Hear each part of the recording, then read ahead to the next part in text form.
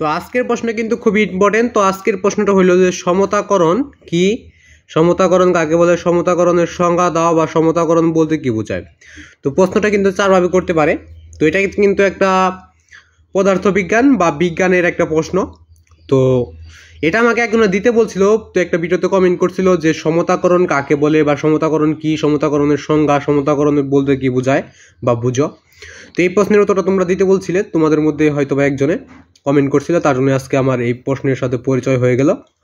তো তোমাদের যদি আরও কোনো প্রশ্নের উত্তর লাগে তো অবশ্যই কমেন্ট বক্স খোলা থাকবে, ওখানে তোমরা কমেন্ট করে গেলে আমি উত্তরটা দিয়ে দেওয়ার চেষ্টা করব।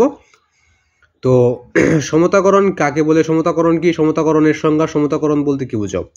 তো আমি কিন্তু অনেকগুলো প্রশ্ন পারি না, আবার সেইগুলো আমি আমার ফ্রেন্ডের কাছ থেকে এনে তোমাদের মাঝে দিয়ে দেই।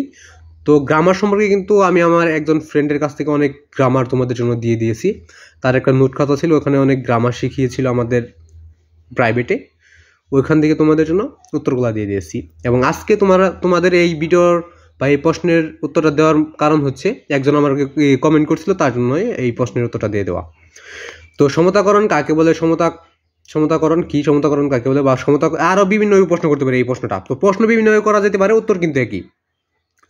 তো সমতাকরণ এটা কাকে বলে বা এর বাইরে কি কি করতে পারে আমি সেটাকে বলেছি। সমতাকরণের পরিচয় দাও, সমতাকরণের উদাহরণ দাও, সমতাকরণের বৈশিষ্ট্য লেখো, সমতাকরণের ব্যাখ্যা করো। তো নিত্যটা লিখে নিয়েছি।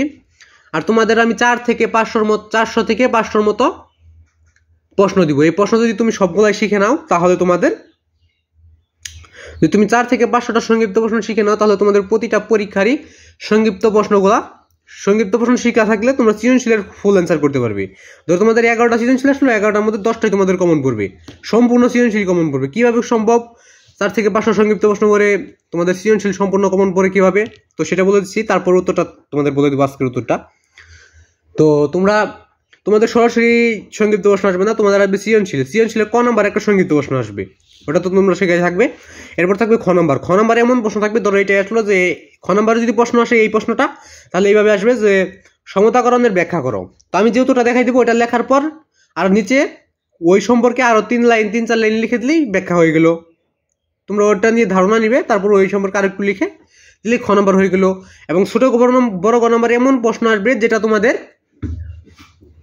উদ্দীপকের আলোকে ব্যাখ্যা করতে বলবে বা তোমার মতামত দিতে বলবে। ছোট বড় গতে তোমার নতুন কিছু সৃষ্টি করতে হবে বা তোমার নতুন কিছু লিখতে হবে ছোট বড় গতে। সৃজনশীল মানে হলো নতুন কিছু সৃষ্টি করা। সৃজনশীল মানে কি, সৃজনশীল মানে নতুন কিছু সৃষ্টি করা বা নতুন কিছু তৈরি করাকে বোঝায়। আশা করি বুঝতে পারছো। তো সমীকরণ না, এটা সমতাকরণ কাকে বলে, সমতাকরণ কি, সমতাকরণের সংজ্ঞা দাও, সমতাকরণ বলতে কি বোঝায়।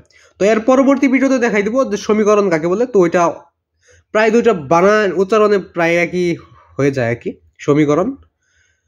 তো আজকে দেখাই দিব সমতাকরণ। তো উত্তরটা নিচে রয়েছে, উত্তরটা দেখে নেওয়া যাক। তো দেখো উত্তর, কোন রাসায়নিক বিক্রিয়ার বিক্রিয়ক ও উৎপাদক সমূহের মোট পরমাণুর সংখ্যা সমান করার প্রক্রিয়াকে রাসায়নিক সমীকরণের সমতাকরণ বলে। তো এটা যেহেতু বিজ্ঞানের একটা বিষয় বা তোমাদের পদার্থবিজ্ঞানের প্রশ্ন আসতে পারে বা বিজ্ঞান, তো যে কোনো পরীক্ষায় আসতে পারে, তবে এটা বিজ্ঞানের একটা বিষয় যে কোনো রাসায়নিক বিক্রিয়ার বিক্রিয়ক ও উৎপাদক সমূহের মোট পরমাণুর সংখ্যা সমান করার প্রক্রিয়াকে রাসায়নিক সমীকরণের সমতাকরণ বলে। তো এটা ছিল আজকের প্রশ্নের উত্তর। তোমাদের যদি আরও কোনো প্রশ্ন লাগে তো অবশ্যই কমেন্ট বক্সে বলে দিবে।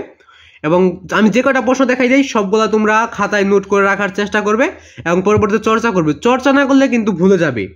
তুমি যত ভালো স্টুডেন্টই হও, তুমি চর্চা না করলে প্রশ্ন ভুলে যাবে। হয়তোবা তোমার কয়েকটা মনে থাকতে পারে যেগুলো তোমার চর্চা করার দরকার হবে না। তবে প্রতিটাই যে এরকম তা না, তোমার প্রতিটা চর্চা করতে হবে, তাহলে তোমাদের মনে থাকবে, ব্রেনে থাকবে। তো আজকের প্রশ্নটা এই পর্যন্তই। তো আজকে শুধু প্রশ্ন ছিল সমীকরণ সম্পর্কে। তো এবং আরও যদি কোনো প্রশ্ন লাগে তো অবশ্যই কমেন্ট বক্স খোলা আছে। তো সবাই ভালো থাকবে, সুস্থ থাকবে। তো আজকে এখানে বিদায় নিচ্ছি। তো তার আগে তোমাদের সকলের প্রতি আমার সালাম, আসসালামু আলাইকুম। তো সবাই সালামের জবাবটা দিয়ে দেবে। তো শুরুর দিকে দিতে উচিত ছিল, তবে মনে ছিল না। তো আজকে পর্যন্ত সবাই ভালো থাকবে, সুস্থ থাকবে। তো খোদা হাফেজ।